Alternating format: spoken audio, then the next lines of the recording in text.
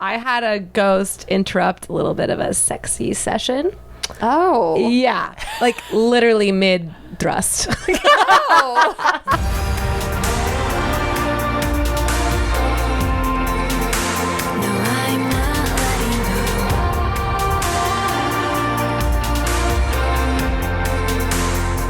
Hello and welcome to another episode of Goddess Hangs. Episode 92. Woo! I'm Sadie. And I'm Juliet. And we have... sorry. Obviously. I messed it up. And we have a very special guest today. We haven't had a guest in a long time, so we had to go big for our first guest back in months and months. We have my good friend Steffi. She's a psychic medium, an astrologer, and the podcast host of Psychic Scoop. And we're so excited you're here. Same. Hello. Thanks for having me. I love thank you for being here. Heck yeah. Heck yeah. So let's tell everyone how we met, because it's kind of a funny story. I mean, I've talked about you. I always say, like, my friend Steffi said stuff that you say on your Instagram story. So people might recognize the name.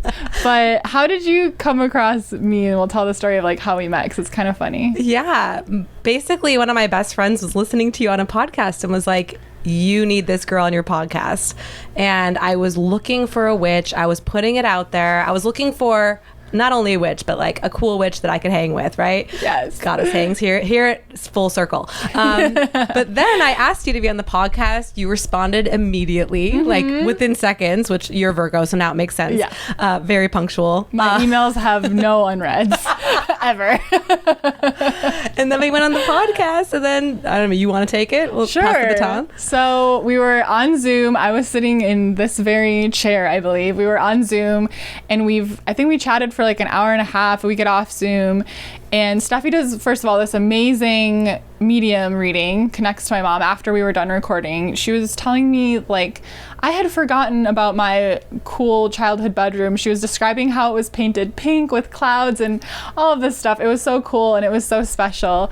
But then Steffi was like, oh, so you live in LA? And I was like, yeah. Oh, actually, I live in, I said the small town that we live by. And Steffi was like, wait, that's where I live. And we realized we were basically freaking neighbors. We live like 7 minutes apart. It Literally 7 minutes. Took me 7 minutes to get here. We hit it off immediately chatting on Zoom, and then we were like, well, fuck, we have to hang out. Yeah. And here we are. And we've been friends And then I ever got to meet Juliet, who I also love and adore. So this was perfect. Well, right back at you. And we met at Sadie's disco cowgirl birthday. Yes. And I told a brief story about how you gave a spot-on reading to one of my friends that was at this party. It's a fun little party trick. It truly is. I try not to read people without their consent, but it's so hard sometimes. Also, because I get really socially anxious sometimes, it's just like spirit talks louder than I can hear. Yeah. So I was just like immediately said, what was it, your best friend's ex-boyfriend's name? And then we blocked him that night. So it was good. We did. It was a big moment. We collectively blocked him. Spirit did. It wasn't us. But yay, we're so happy to have you here. And I don't know your whole backstory and how you grew up and your experience being a psychic and a medium. And I just want to know everything. So take us through the beginnings of Steffi. Ooh, okay. Grew up in Michigan, Midwest. Oh, like yes, I know. Another there's weird so many coincidence. similarities. We've realized that. Steffi, Sadie, Midwest. We met our partners around the same time. We both are legally blind in our eyes. Yep, that's a new one we figured out. Anyway, more we'll discover during. We're really outing our shadows here. Grew up in Michigan, which isn't the most, progressive spiritually, but also was where I cultivated a lot of my gifts growing up.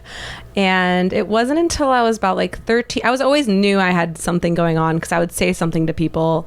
Oh, like grandma was here or this and that. And, my parents' face would just be like white. Like, how did you know that? You were a spooky kid. Right. But they would kind of write it off like, oh, she overheard us on the phone or things like that. But even teachers, I would say things. And I was just always kind of a little bit of a weirdo and still am, We love that. Yeah, own the weirdness. But then I was like, okay, I'm gonna lean into this a little more. But it wasn't until I was 14 years old and there was a spirit that was haunting my house. And it was 2 weeks of crazy activity. And it wasn't until I brought it up to my parents and I was like, there is a woman who has been visiting me every night. And my dad was like, I've seen her too. Wow. So it wasn't until that, and then we both had a little bit of a shared experience. That was the only time I really felt kind of seen. And then I ended up crossing her over, and that kind of started my mediumship abilities. And then when I was 18, I got a little palm reading. You guys have those like high school parties where they're like sending you off into the world? Did you guys ever have that, like all-night parties? Yeah. We had an all-nighter like after graduation. Right. Did you have any of those either? No. We had a magician come to ours. Yeah, they're like hypnotists. Yeah. It's like totally out of control. We stayed all night at our high school.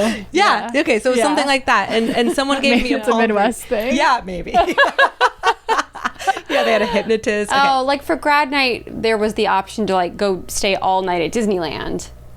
Oh, Wow, that's so way fun. cooler. Yeah, we had a magician from Craigslist. But honestly, yours sounds more fun. I didn't go because I was kind of like, I don't want to be out that late. Like I was kind of a cranky little teenager.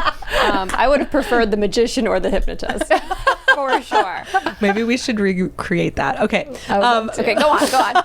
But there was a palm reader there, and I was so intrigued, being this like closeted psychic. And so I went up to her and, I mean, bless her, but she read my palm and was like, there's a transition coming. I was like, well, duh, like I'm graduating high school. And I just felt like it was a No little, shit. right. I felt like it was very lackluster. Yeah. And I was kind of like, again, like this is great, but not what I would do. And so I started learning palmistry. And then when I moved to college, I had a little bit of a fresh slate. No one knew me. And so I'd be in parties and I'd be like, let me read your palm. Again, like not asking consent, which I know now is like psychic, not ethical, whatever. But then I was like, okay, let's read your palm. And the second I started like grabbing someone's palm and reading it, sorry, I like to do examples, I would feel their hand and I would start getting these hits, like intuitive hits, just by touching them. And then it wasn't until, I started making this girl cry because I was talking about how she was diagnosed with cancer at a young age and she overcame it, and her parents got divorced when she was 5, and she's looking up at me like, this is all in my palm. And I'm like, yeah, totally. And then I went home and I was like, that wasn't in her palm, right? Yeah, wow. Right. So then I started just channeling. I saw a lot of ghost activity, and then I was freaked out by that, and I told Spirit, hey, if this is like a gift I'm gonna have, like I don't want to see you anymore. So then I kind of switched my gifts a little bit to only be able to hear them, and I also wanted to just channel spirits that were crossed over and not in a little bit of a spiritual limbo. So I just kind of started doing it that way, and started stopping people on the streets, grocery stores, anything, just giving mediumship readings. And then I moved to LA and then kept doing it. Oh my gosh. So you mentioned you helped a spirit cross over. What is that like? I've never done that. So what is that process like? Well, it's so different now, what I know, and then being 14, because it's just, I was so terrified. But it was really interesting because every single night when I would go to bed, I would hear this classical music playing, and it was so loud. I'm going to date myself here, but I would go and grab my little like Walkman, my little CD player. Yeah. And I would be like, is it coming from there? But it was classical music, and it wasn't anything I'd ever like heard before. Yeah. And then I think it was like the 4th or 5th night, it was so loud. It was in my room, and the sheets were blowing. I mean, it wasn't until, and it was freezing, and then it wasn't until I felt these like little bony fingers running up my spine. I know. And then I came up from my sheets, and she was hovering over me like this. Oh my God. I have more questions. This is my worst nightmare. I know. So when you were 14? she was hovering, I know. was it like you saw it with your eyes? You saw it in your mind's eye? Was she transparent? Was she like what did that look like? Yeah, totally. Great questions. I could like close my eyes and see it. She totally looked like you and me, but a little bit more transparent. I guess you could say a little bit through her, but she was wearing full clothes. I think the only thing was like half of her body was kind of like not there. It was just like her upper half. which is wild. And she was wearing like the classic like nightgown, which is crazy because then my dad had an experience with the nightgown later. But yeah, I mean, and then she kept on visiting me, and then it wasn't until I had the courage to ask my family what happened, and then my mom's like, you know, she used to be a classical pianist. And I was like, who are you talking about?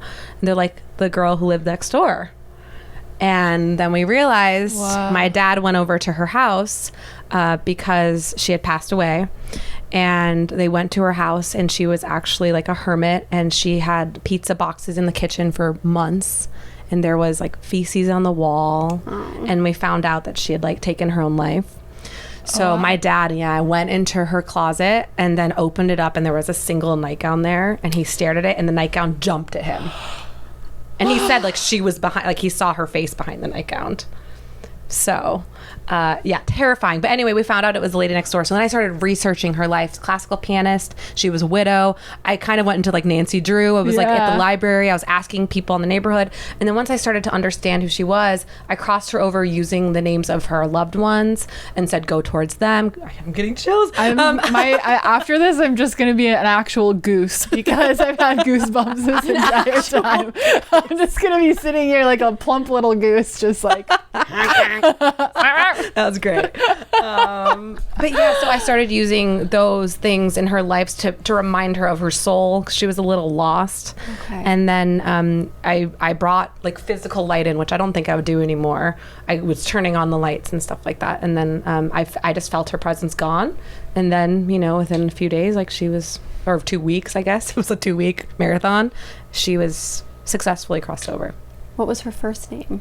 You know what? I don't remember, which is awful. But gosh, it was so long ago. No, that's okay though, because it means, you know, she took her essence with her. Yeah, you know what? I've thought about like going back and kind of like recalling some parts of her life and to honor her, and she meant so much to me because it like started my mediumship journey. So great question. Wow, are you writing a book about all of these stories? Because I'm ready to read it. I know I'm sitting here listening to it, but yes. Wow. I love that you said, like, my like little kid heart lit up when you're like, I was Nancy Drewing, because I've read all of the Nancy Drew, and then the Hardy Boys, and then they had the crossover books that were Nancy Drew and Hardy Boys, and I just wanted to be a little detective so bad. So like, I'm just picturing you around the neighborhood, like with your bike, like going to the library and the old newspapers, and oh my gosh, exactly what I did. 'Cause I didn't have a license, so I was riding my bike. Spot on. Oh my god, yeah, I can see it all. Did anybody play the Nancy Drew computer games? No. Okay, we're gonna get an old computer. We still gotta play Oregon Trail too. Oh, that's Oregon a classic. Trail. The Nancy Drew computer games are fun. I revisited them in my early 20s and they were very fun. I had a Madeline one. Do you remember Madeline? Yeah. I had a Madeline one that was really fun. That's when I played over and over. Oh my gosh. Madeline was so brave. fun. She'd go out. You went all over the world and you had to find the clues. And then cultural lady. I love it. It was very fun. So tell us more ghost stories. Okay, you said how you cross over someone now versus that when you were 14 years old looks different. So how is it different now? Like you, right before we sat down, you said, this is why I love grabbing a coffee or lunch with Steffi, because she's like, on the way here I had to cross over a spirit really quick, and she's like just so casual about it. Tell us that story. So tell us the story that I said, stop, save it for the podcast. Hi, Gorgeous Witch. We'll get right back to our amazing interview with Steffi in just a moment. Isn't she the best? But first, we have a very exciting announcement to share. Our most transformative program for witches ready to claim their inner magic and radically transform their lives is back, and it's bigger and better than ever before. Yes, that's right. Activate Your Magic is opening its doors this September. And this time, Sadie and I are teaching it together. Are you ready to step into your inner witch, to live life led by your intuition and desires, to embrace your inner power and manifest with purpose? Are you ready to spend 9 powerful weeks with a group of witches dedicated to creating magic and fulfillment in their lives? Are you lit up at the thought of working closely with us and diving deep into our witchy world where you get to be exactly who you want to be? If so, Activate Your Magic was created for you. Join the waitlist today and you will receive a juicy discount on the program. Plus, we'll send you this Empowered Witch workbook for free. It has journal prompts and energy shifting meditation, links to our most favorite Goddess Hangs episodes, and all the info about Activate Your Magic. And remember, only waitlist babes get this big discount, so make sure you join this waitlist. The link to join is in our show notes if you're listening and in the description if you're watching on YouTube. And of course, you can always reach out to us if you have any questions about Activate Your Magic. Sending you so much love, and back to the show. I know you both like stop. Your eyes got wide. Recording again. Well, this is recent. I have to say I don't mess with ghosts that often. Yeah. And I will say I have better boundaries, so I think that's why it's a little different now that I'm older and have like a actual practice. I'm able to know when I'm kind of being, this is a weird word, penetrated, or like my I don't know why I said that. When my soul is being I would hope you would know when that's happening. when my soul is being kind of bothered by a spirit, and it will only happen when I'm at a lower frequency. So when I'm either not having a sleep, or I'm like too much coffee in, maybe I'm doing some toxic or low self-worth behaviors. And when I look back at the time when I was 14, I did live in an abusive household, so there was a lot of stuff going on there. But now, you know, last week I was on a job for like 4 or 5 days, and I was waking up at like 5 a.m. every morning. And we went to a historical theater in Los Angeles. And the second I walked in there, I was like, oh gosh, there she is. Like this woman like just darted at me. And she was 29. She like had died in the theater of some weird blood disease, which I never knew, but she told me she died in like 1910 or something. Cause I asked her if like she'd seen the Titanic yet. And she's like, what? I'm like, I'm a millennial. We got references. We need to get on the same page.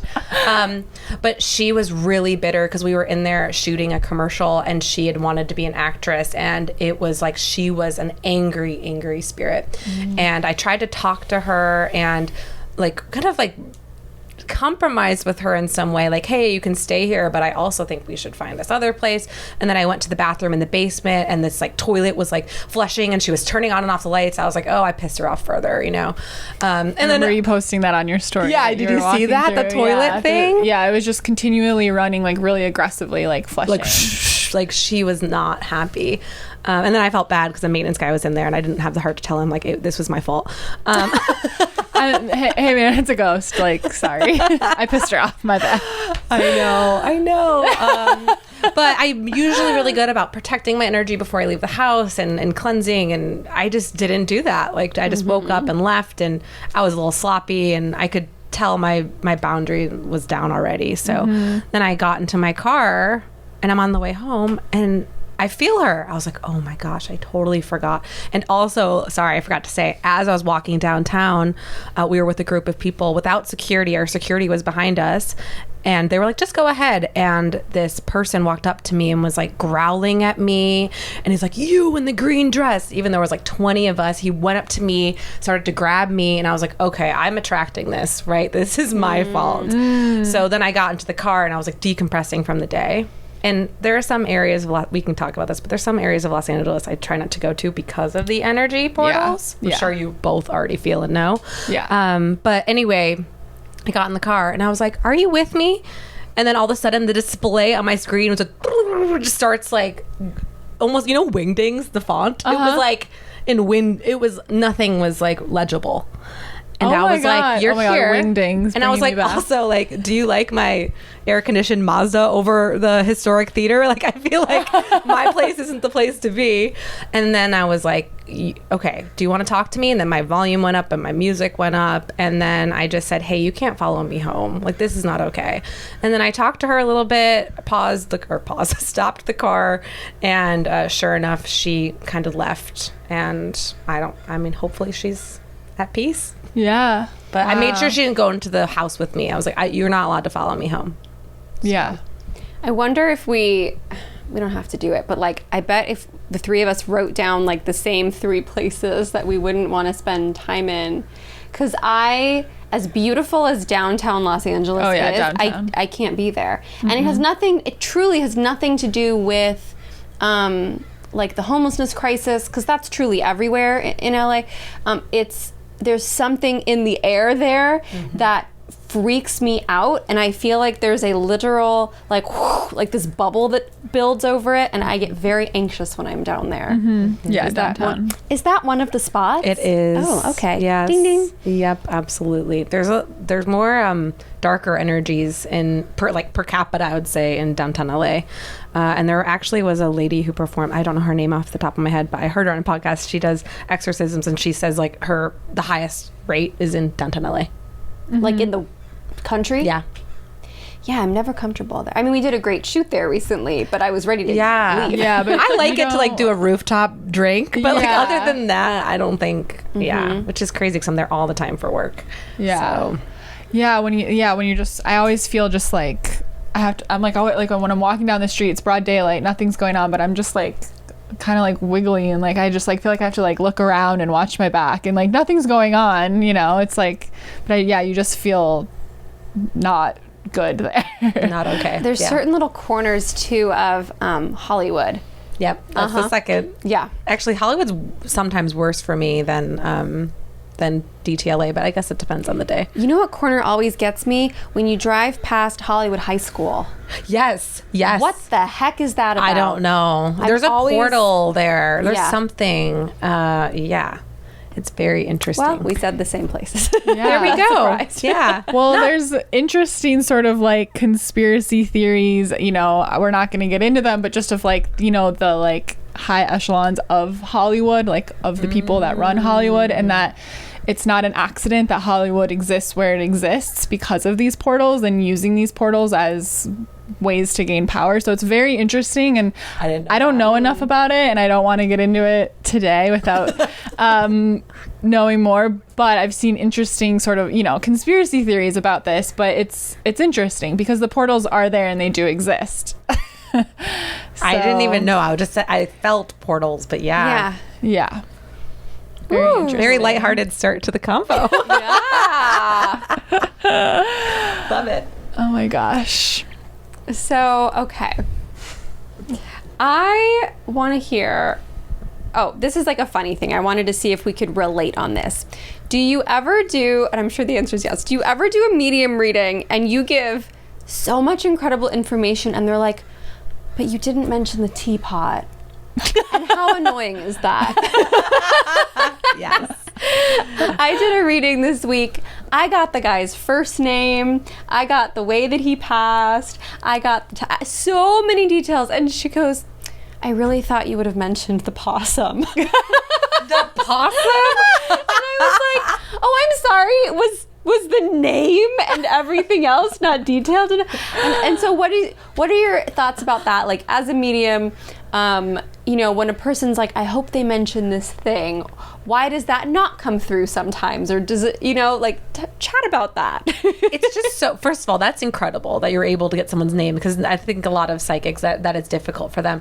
I think it's hard for what I try to tell my clients too, is that I'm just a messenger trying to, and you probably understand, like interpreting a message. So, you know, I have a little dictionary with spirit. Like, there are certain things they show me, and that's what it means. Like, if someone is jumping up and down on the other side, it means they couldn't walk later in their life. Or if they're showing me a buffet, it means they couldn't eat. Or if they're this is my favorite one, if they're like in a pink convertible on PCH, like driving away, it's like, it means that they're free, right? There's like certain things. Yeah.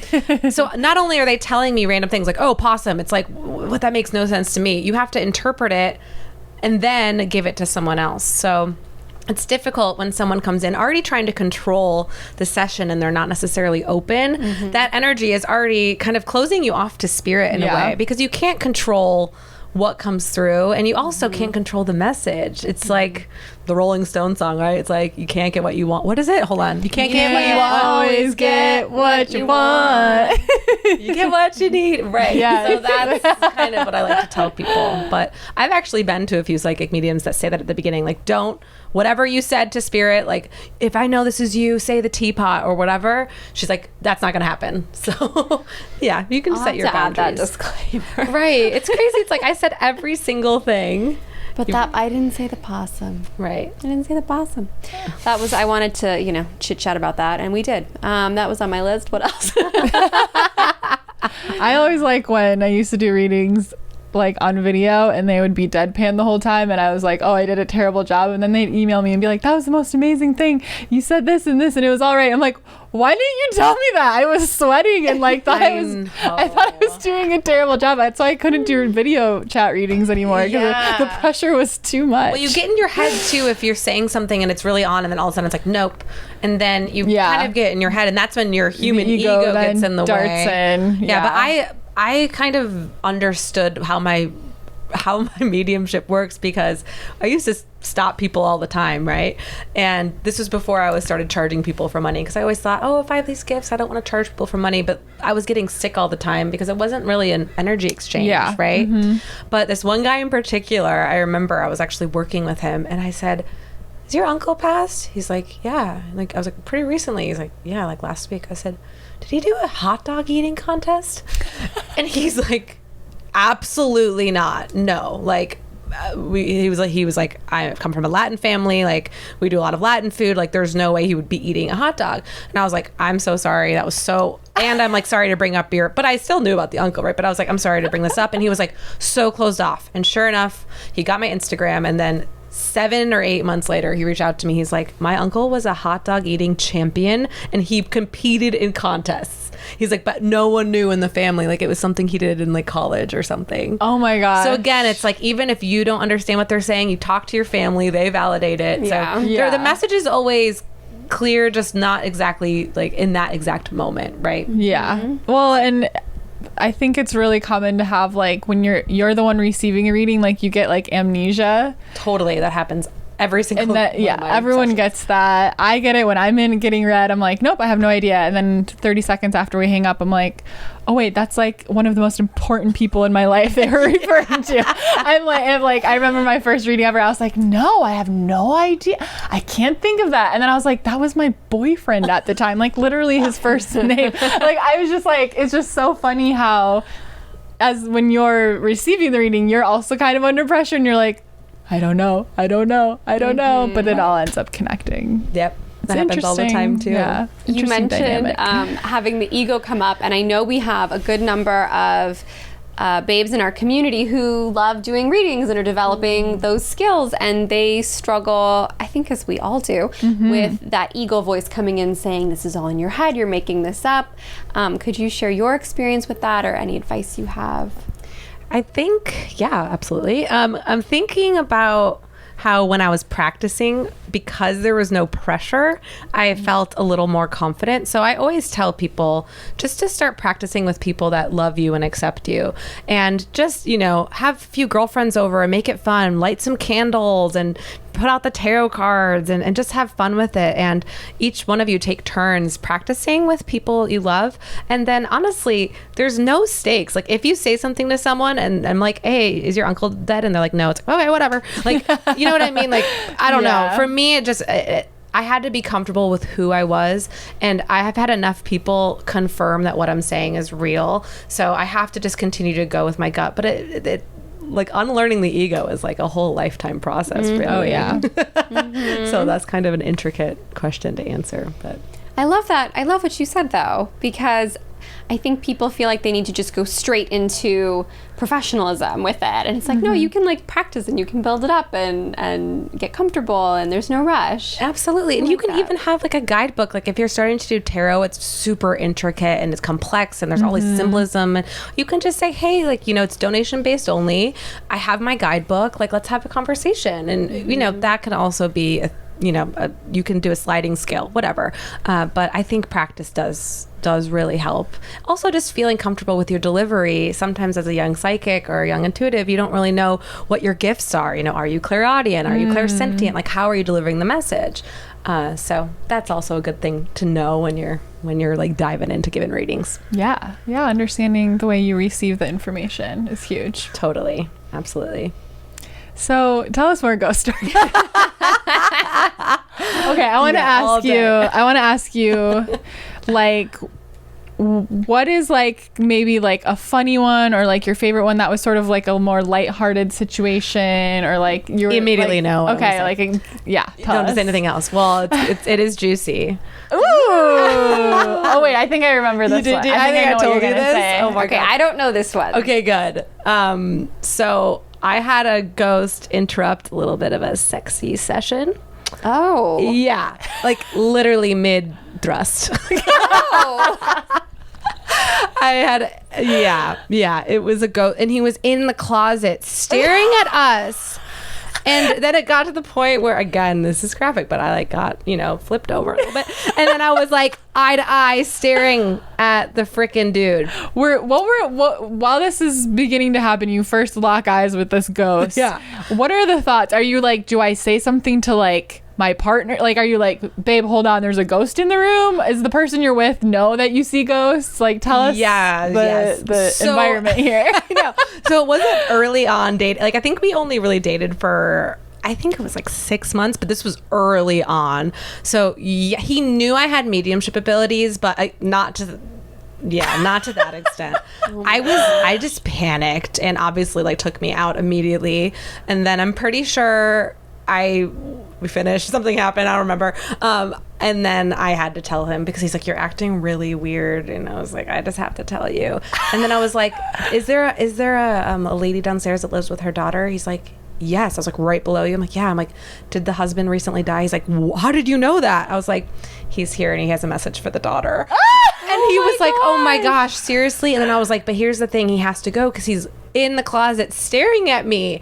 And it was almost he was sweet, but he was creepy. But also there was a language barrier because he was speaking Spanish to me, which I also usually I telepathically talk to spirit. Yeah. So it was a little bit of he was really trying to communicate with me any way he could. And so I told the dude I was dating, and he started speaking in Spanish out loud to him, and we were trying to have like a little bit of a seance. And then I think eventually I like left. I like dipped out of there quick, and then he ended up like telling the daughter the message. So I think it did come full circle. So the job was to completion in both ways. Everybody got what they needed. Yeah, except me. He was like, I will just wait in this closet until you are done, and then we will talk. So you could hear the Spanish and you could repeat the Spanish to the guy you were seeing? No. So the thing that got me the most is he kept on being like, señorita, señorita. And he said it a few times. So I looked up and saw him. And then I said, I don't understand what he's saying to me. And then I said to the dude I was dating, hey, like, can you tell him this? So he was the translator. Yeah, and I've dated a lot of dudes in LA, and I feel like a lot of people would not be down for that. So I actually... But this guy was just like, yeah, sure, babe, tell me what to say. And I gave him I think I dated him for 5 months more than I should have, because that experience was very heartwarming, so... Yeah. Oh, he was very accepting. Yes, which is... We love that. That's hilarious. Wow, I don't know what I would do if I saw a ghost in my closet. I think I would just have to... stop. Kudos for being able to keep going. Good for you. There's an award out there somewhere. There's an award out there somewhere for something like that. Oh man. Oh my gosh. Yeah, that's one of the lighthearted ones. I guess you could say. Wow. What are your other favorite ghost stories? Well, I just want to keep hearing more ghost stories. Well, the thing is, like I said, because I try to vibrate at a little bit of a higher frequency, I don't see as many ghosts as I would like to. I don't communicate with that many ghosts anymore. Yeah. But for a while there, I was seeing them all the time, like Sixth Sense style. In a grocery store or at a bank, they're just walking through like willy nilly, like, hey, what's up? They're just ghosts wandering around everywhere. Literally everywhere. But a lot of them don't mind you being there, or don't care if you're, sometimes they don't know they're dead, other times they do, other times they try to communicate. So there's different layers of ghosts. Like if there's a poltergeist, that's a little bit more of a noisy ghost, is a little definition of it. But those ghosts are a little more aggressive. And have you seen the movie? That one scared me when I was little. Poltergeist. No, but I'll tell you a good story though. Got another one in my little pocket. Yes. Okay, so The Conjuring? Yeah. Do you know that movie? I know the movie. I haven't watched I it haven't because I'm seen too it, but I scared. know of it. Yeah. Okay, so there's this like ghost, Annabelle, whatever. Yeah. So because I live in LA, I did a lot of it's body doubling. So I would go in for the actress if there was like a scene, and they needed a scene in The Conjuring too. And my agent called me in for this, so I went to set.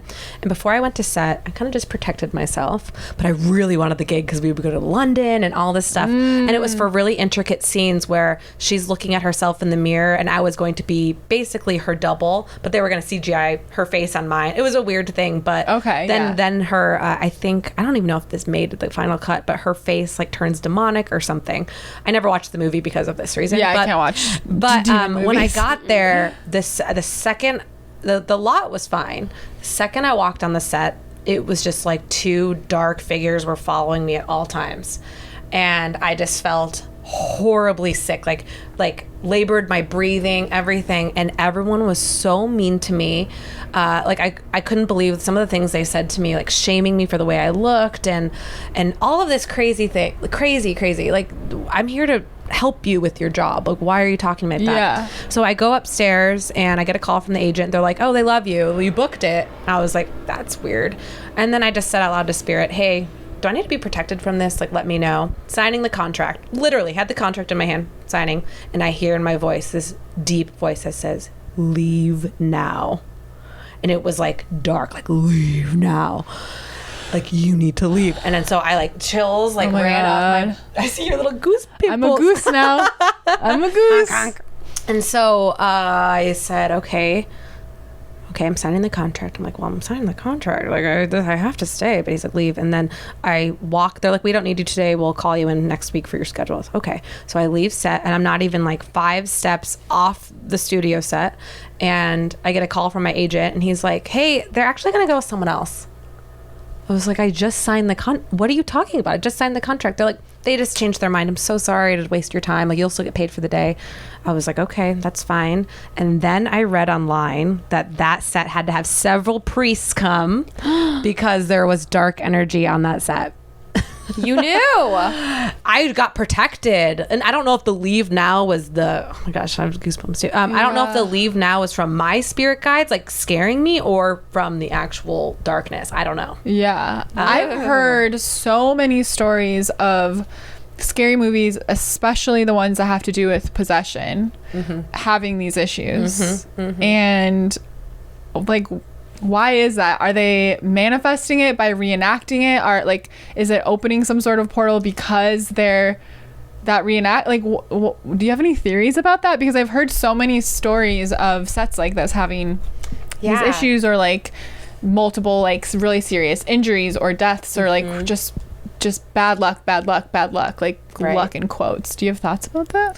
I think it's just the frequency you're putting out. Yeah. Like, very similar if you're not cleansing or clearing the space and having you'd both know with intention how important things are, you know, if you're setting an intention before you do anything, and if the set isn't blessed, or if you say out loud this is art, the frequency can pull in some really darker, lower things. That's what I would assume is happening. This might be wrong, but I think Evil Dead was famously a cursed movie. Really? Oh yeah. And The Crow, the guy who died with the gun thing. I mean, this is all very dark. Yeah, it might not have been Evil Dead, but it's one of them from that time.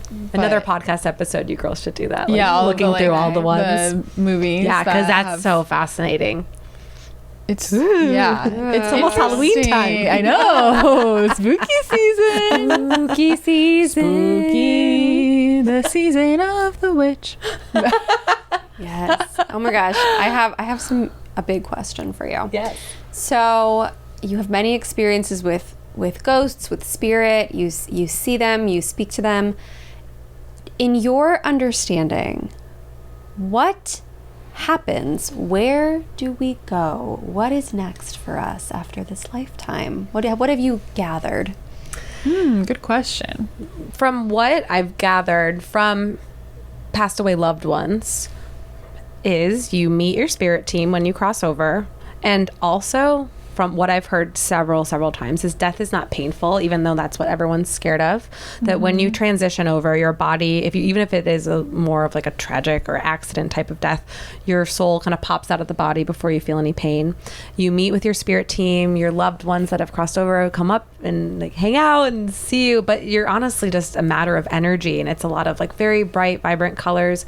And you have to have counsel and talk to your spirit guides, talk to the people in your soul group and say, hey, like, what karma did we work out in that lifetime? Was it good? Do we need to figure it out again? Do we want to break this contract? So you kind of are meeting with your soul group and waiting till everyone crosses over. And that could be, 100 years or time doesn't really matter in spirit. Nothing is linear.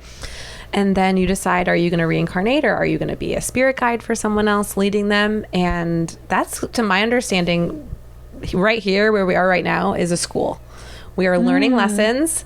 We are gaining karma. We are meeting people. We all probably were all in the same soul group, right? Of course, that's why we're all here together. And you two are definitely soulmates, right? So anyway, that's to my understanding. And it also is really like loving and warm and peaceful to think about it that way, because every single time a spirit comes through, they still have their personality. They still, and because we channeled your mom. You don't lose like the essence of who you are. No, and they're guiding you. And not only that, you have angels and spirit guides on your team, and so many ascended beings helping you, and you're never alone. So even if you're going through like a really rough time and things feel awful, you're gaining karma and you're learning a lesson. So that made me feel so warm and fuzzy. Me too. Totally.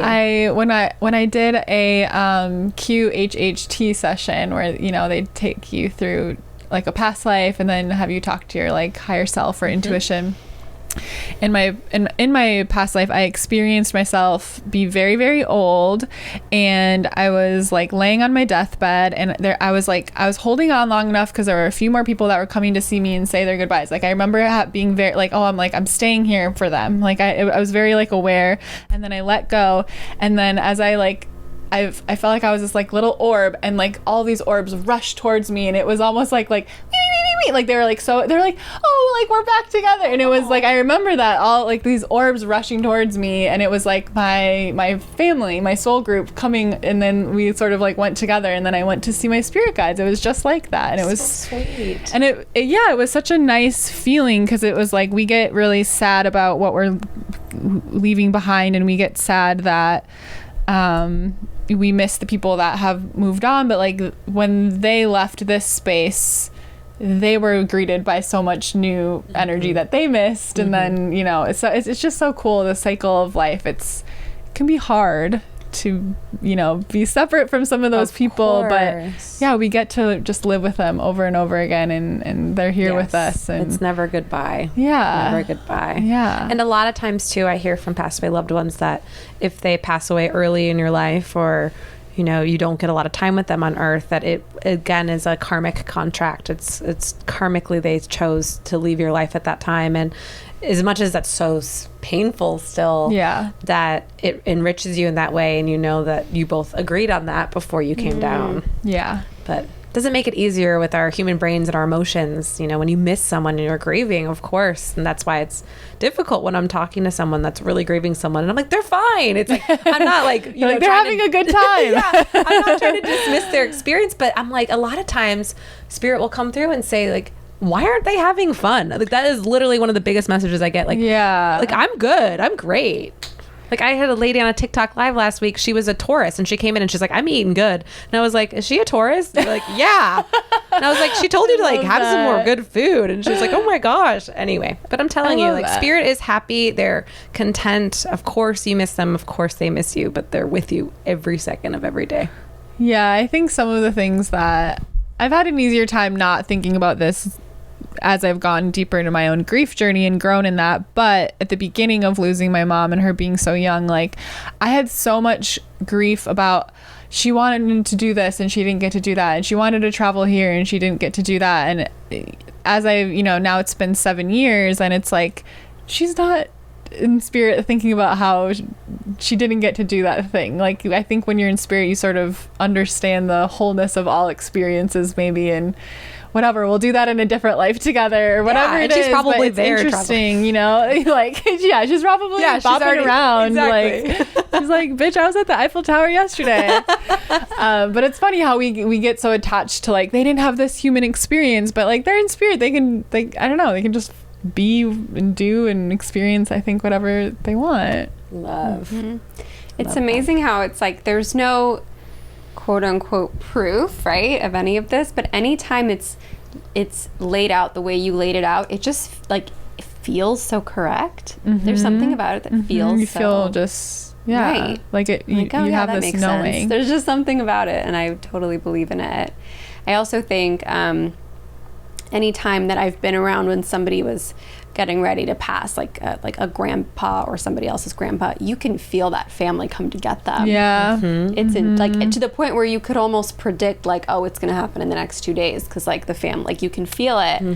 And even if the doctors say it's this amount of time, like this happened sort of recently for me, I'm like, no, like his mother's here now, like she's ready to take him and head back. And it's just, Totally. it's wild. It's wild. Yeah. And a lot of people say, like, oh, there's my wife at the edge of my bed. No one's here. You know, they say that at the end of their life. So, You know what was interesting was, because they say, you know, you like relive your life at like before you die. And when my mom was in the hospital in her like final days, a few times she was, you know, sort of more or less like in a coma sort of at the end, but she would kind of mumble back to us if we were talking to her. But there were a couple times where she would bolt up in bed, and she would be like, one time she got really upset and she said, where's my baby, I just had my baby, why am I not holding? And she was reliving like having my brother Luke. And we all got in bed with her and we said, we're right here, Mom, we're grown up, you're having a dream. But like she was reliving that, and she got upset like that. It was so interesting, and we were listening to her mumble some things, and you could just tell she was reliving her life. And she also went through the different stages of grief with realizing what was happening, and we saw her get really angry, and we saw her get really sad, and we saw her accept it. And like it was just really interesting to just be so there. And you know, she was very in tune with herself. She was a very spiritual woman, so maybe that's why it was expressed so clearly. But you know, it was kind of painful because we knew it was the process of her dying, but it was interesting. It was like, wow, she's processing her own grief. We saw the different cycles, and then we also saw her like dreaming through her like whole life. It was really interesting. It was really cool. But it's powerful. Yeah. That whole experience. Yeah. Wow. I don't know, it was interesting. Yeah. Death and dying. I saw a meme. You would put a cap like that. Death. I saw a meme today that was something about how like it was someone with like a weird expression on their face, like me talking about death when nobody asked or like brought it up. Every day. You know, it's like it's being born and dying are the only two shared human experiences we are guaranteed, right? It's true. It's like everything in the in-between is going to be different, but absolutely. And you know what, we've had many well, I believe in that. Yeah, and we do too. I perform past life regression, and before COVID I did it at people's houses, which is crazy to think about now. Right. But, like, why did I do that? But now I have like a meditation, but it was crazy because at the beginning of COVID, I put out this meditation, and people were saying they were so scared of COVID, but they would be in the past lives and they'd be like, I died of the plague. So it's like reliving those memories. So anyway, it's interesting that, you know, someone could have a really interesting death experience or go through something, and then in the next life it's completely different, even though you might be able to feel or sense some of the ways or phobias and fears of what you had in the past life. But I've seen everything. It's just crazy. I've seen so many deaths. I've seen so many lifetimes and different cultures and races and ages, and it's all the same. When they die, they always cross over and they feel the light, and they feel their loved ones step forward and their guides, and then they're back down to Earth School to do it again. Yeah. Is that meditation, now I'm intrigued, is that something that people can find on your website? Yes, or? absolutely. Okay. They can find it in my shop, and I'll give it to you girls so you could do it yourself and, and Gosh, see. I'm really excited. Or I could do a past life regression on you as well if you want. I mean, Okay.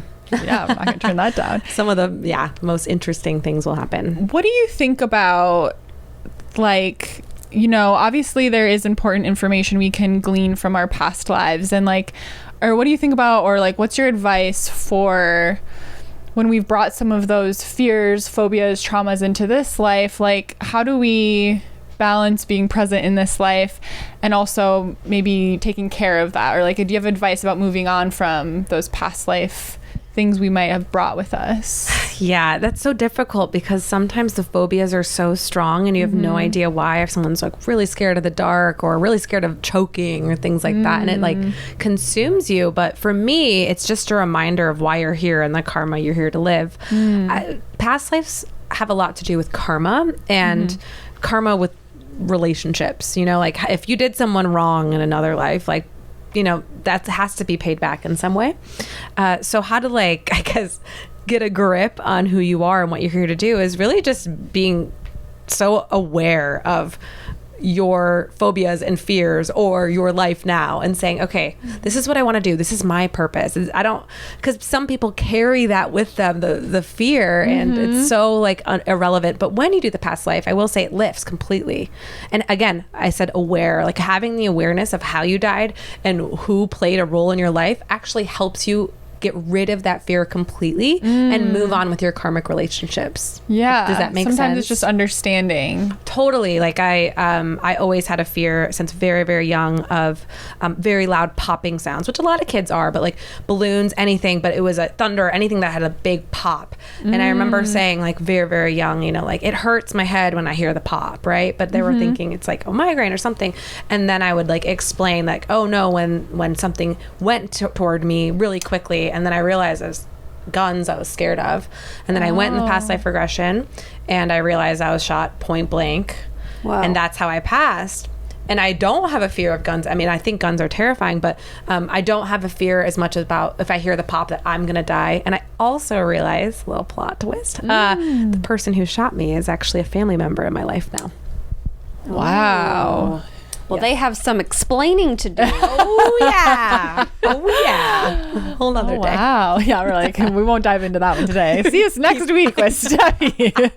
New podcast. Surprise. We drill Steffi on all of her stories. Surprise, we brought them into the studio. We're going to sort this out right here, right we now. started like a Maury show, but it's like past life beef.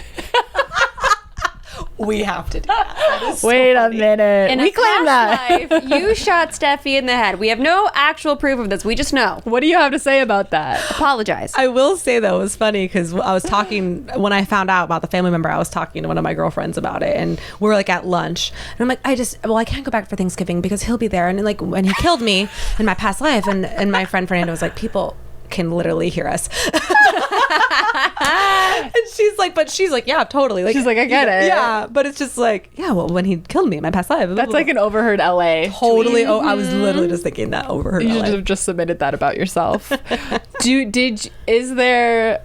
there like weird energy between you and this past life member and or family member, and then like once you realized that about your past life, you were like, oh, that makes sense, like why we maybe didn't get along or something? Was there any okay? It all checks out crazy, and a lot of times what I've learned, I don't know if this is like concise or conclusive, but when you take another person's life, you will have to pay that back, and it comes in two ways. So when you reincarnate, you either have a really difficult go and a long life with tons of illness, tons of bankruptcy, and tons of hardships, and you're just kind of a genuinely shitty person, but every single person you love doesn't love you back, or tough karma, and people exile you, things like that. So a long life of a miserable life, right? Paying back that karma. And usually the people that are denying you or dismissing you are people that you killed.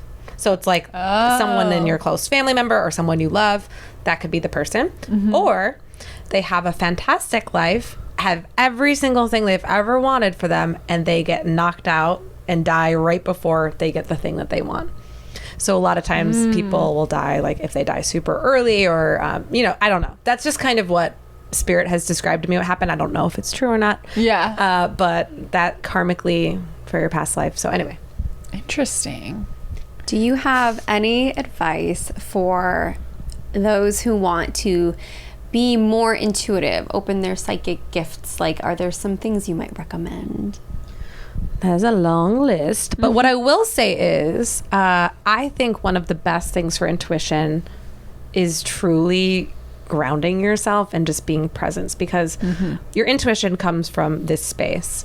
And when you're in your head and when you're not fully here and present and feet on the ground and really looking at each other and listening to each other and being there, it's hard for you to have intuition and spirit trying to speak to you. So I always recommend, grounding yourself in whatever way you can. And I also really love journaling and getting thoughts out on paper. Very important. But I think the number one thing that you have to do if you're stuck up here is find out what in your body is not down here, because all the chakras work, simultaneously together to get you there. So normally if someone comes to me and they say, I can't figure out my intuition, I was like, are you drinking too much coffee? Yeah. Are you like grounding or taking salt baths? No. Are you, it's like, maybe just take a walk in nature and see without any earbuds or anything and see what comes to you. So it's like being present and like taking care of your energy. Totally. Yeah, absolutely. And being open. Yeah. I think we like to like overcomplicate these things. We're like, well, I have to, I don't know, I have to do this and this and this and this. And it's like, well, no, just like rest and eat good food and be present, and like you'll be in tune with your body, because it's really about just being in tune with your body, I think. Yeah, absolutely. And also too, everyone has intuitive gifts, so they're different, right? Like everyone has a different way they communicate with spirit or get intuitive hits. So that's another way, is like understanding how you speak to spirit or how they speak to you, and that's also like another journey you can go on. But don't put pressure on yourself to automatically be talking to spirit like day one. I think just really listening to your intuitive hits day by day, just listening to what your body needs to eat, wants to do. Do I take this phone call? Who's going to win American Idol? Like you can intuit those things, what I mean? Make it a game. Is American Idol still a thing? I don't know. I think it might be. So again, if you want to practice your intuitive gifts at the beginning of the season, specifically American Idol. Yeah. I know I watched The Bachelor, but I always feel like I know in episode 1. I'm like, well, there's the winner. Like it just feels so obvious. But it's hard too because they're so overly produced. Like, yeah. So anyway, that's a bad example, but you can intuit anything. Who's going to call me? Yeah. Okay. There's one more. Steffi is a genius at so many different topics. Like we could have you on for 10 different episodes to cover each thing. But I want to ask you about astrocartography. Oh yeah. Because it's so interesting. I really don't know anything about it, and just sort of like, what is it and how is it useful? Because I think it's so interesting, like the little bit we've chatted about how you use it in your life. I love it so much. Do you know about astrocartography? Is this the friend who does astrocartography? Oh my God. Can we, how quick is it to whip it up? Is it like a... Oh, it will take a minute, but we'll do it after. So astrocartography is astrology of place. So it basically takes your natal chart and kind of spreads it out over the globe and tells you what places are best to find love or for your business or places to avoid, things like that. So, that's so cool. When I discovered astrocartography, I started traveling only by my lines, which is amazing. And then you kind of check out the places you didn't really like and you're like, ooh. But I was born on a Chiron line, which is actually you're like, I know what it is. It's just all about horrible wounding and tough stuff. So fun. Yeah, totally fun. But the Detroit for some other people is like a fantastic line. So you kind of just see, I absolutely love doing astrocartography and planning trips based on that. I think it's such a game changer. Oh my gosh. It's so cool. It's so cool. Is that something else you offer? Yes. Because I want you, honestly, Steffi truly does it all. To just list off, because everyone at this point is going to be obsessed with you and going to want to buy everything. And so what do you offer? We don't have to finish the conversation now, but just list. I want to know personally. I know. Juliet's like, put one of everything in the cart. Yeah. So add it to my tab. Another thing is human design. So in human design, I'm a manifesting generator, which means that I'm supposed to do all the things and have a million offerings. So I always thought I was a little bit of a spaz until I got a reading. They're like, no, you're actually supposed to offer all of the things. So first and foremost, my spiritual counseling sessions are actually closed at the moment, which I'm very grateful for. But 2-year wait list. ish out. I know. But I do live mediumship readings on TikTok. I try to do once a month, but I might be doing more depending on how if spirit tells me to get on, I'll get on. Yeah. Let's just say that. But I also offer an intuition course for people who want to like really kind of hone their psychic gifts and understand what kind of psychic they are. I also have astrology, like regular astrology readings. Like if you want to do a birth chart, I focus mostly on soul purpose, and I do some past life stuff there. And I also have a past life regression. Oh my gosh, you guys, you're making me past life regression, which I love. Aura readings and astrocartography readings, and then I also auras too. Yeah. Sorry, keep going. We're gonna go back to auras. and then I also, if you're not watching, my mouth is so like big, happy, like I just, not only are you so gifted, but you've put together such beautiful ways to help and support people, and it's all I want to do. I love this. Okay, so I interrupted. There's more. What else do I do? It's all over the place, and I just listen to the call from spirit. And I've had offerings that I've stopped, or maybe like the energy goes down, and whatever I'm excited about. And I also have a birth chart course, which is a very intricate course that teaches you how to read a birth chart if you want to be an astrologer yourself. That's cool. I think that I'm interested in that one. That's amazing. Wait, okay. Cool. So I want to hear about auras. Yeah, because I know what auras are. I have some questions. Do you know the color of mine? Do you just look at somebody and see it? Have I not told you yours before? No, or maybe no. I don't think so. Okay, hold on. Do you see? We're getting too excited. We're the Psychic Witch BFFs, but we have like a level 9 Psychic Witch BFF here. So, okay, so when Sadie walks in the room, do you see that big glow around her? Or do you have to sort of like... You're like, I want to see it now. I have to tap in. It takes a little more energy for me to tap in, but what's good is like if you're on a white wall, I can see it like super clear. So when people are giving me aura reading, so when people, it's funny because it was a skill I didn't really. I always was excited about it, and then again, I just started like telling people about their auras, and at first I was like, am I bullshitting myself? Am I really seeing this? And so far, about 5 of my clients have gotten aura photographer readings, and every single thing I said has already been confirmed. So I'm like, okay, I'm onto something. But honestly, I'm literally staring at Julia. Auras can change. Trying to Everyone see if I can read see their a color. own. Everyone can read their own. It's not like a special thing that I do, by the way. What if we play a game where we each write down what we think our own aura is and what the other 2 auras are? And we'll see, or we don't have to write it down. We can just think it. Yeah, I'm going to get a piece of You're a paper. tricolor aura, so you're a little bit more interesting. You have 3 different aura colors. You have mostly 2 with like a little sparkle at the top. What's the sparkle? Okay, wait, okay. Okay, it's time to play a game on Goddess Hangs. Okay, so. Is Juliet's have green in it? No. No. Oh, I think I just see the green wall behind you. Well, what's interesting is yours is. Oh. Okay, Sadie has green Well, I with guess, a little... sorry, but I guess I'm trying Okay, to so say. Sadie, you said, has green with a little... Is it like a warm green? Yeah, it is. Okay.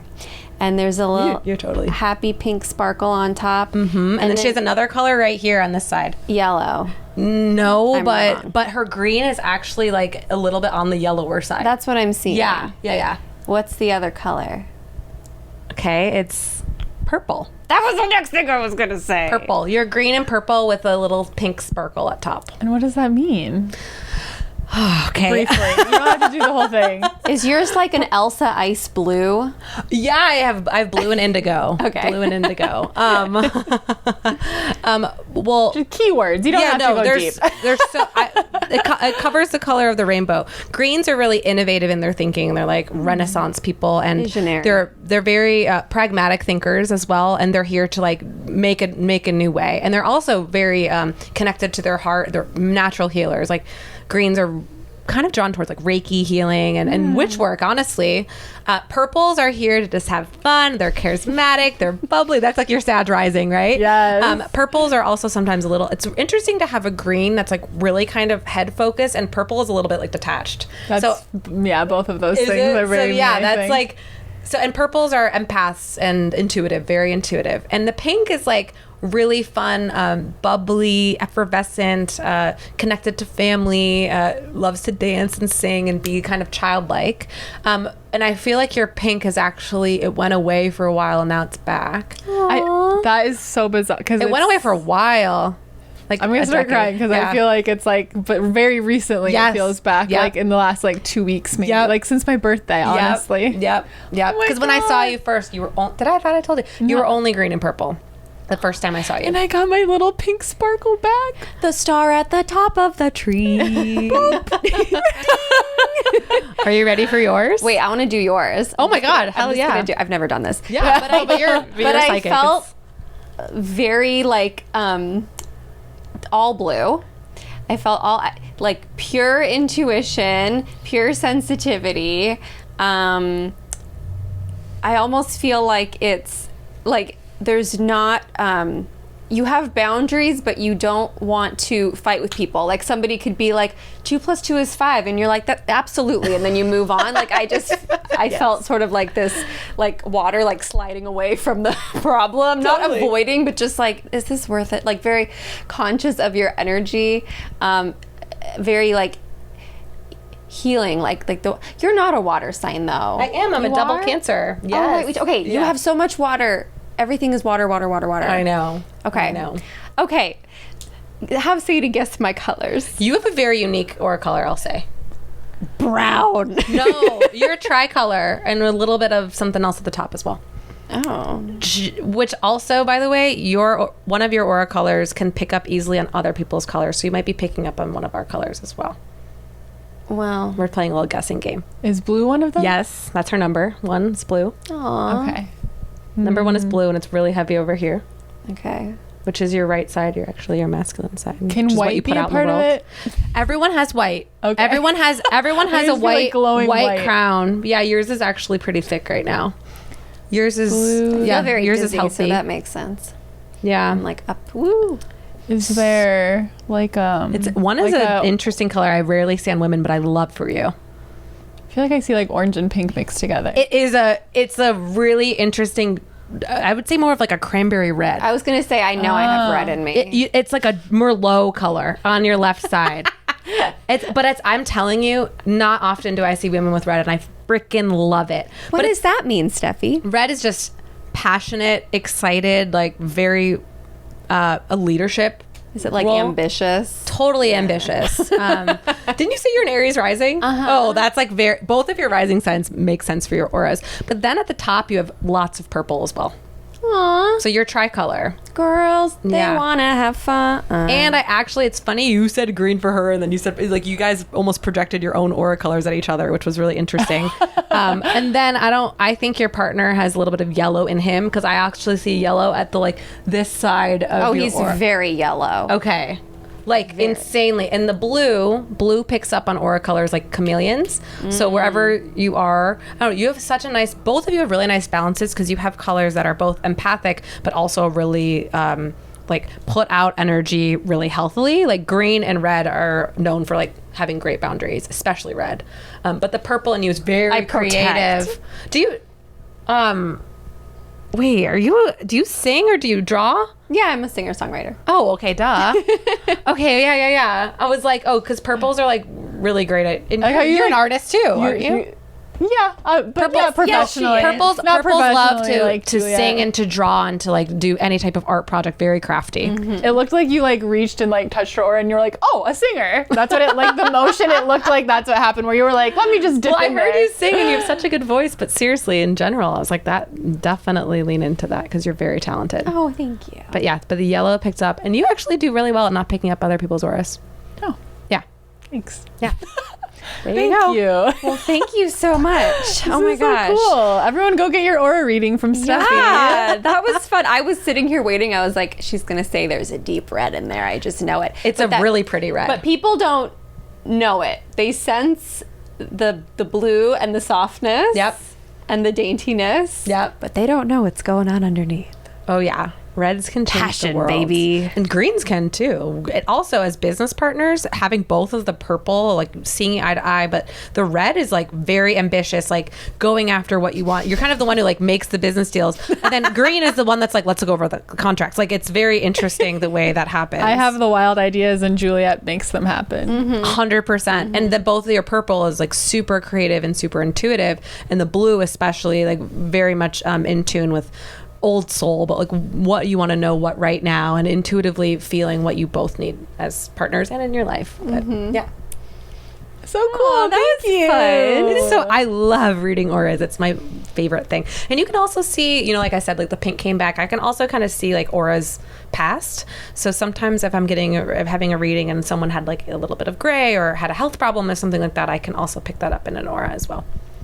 You're so cool. Everyone can read Right? auras. Isn't Steffi the coolest? Now you guys get why I say Steffi's name every other episode. Like my friend Steffi from Spirit Sis said this on her story, and I thought it was so interesting.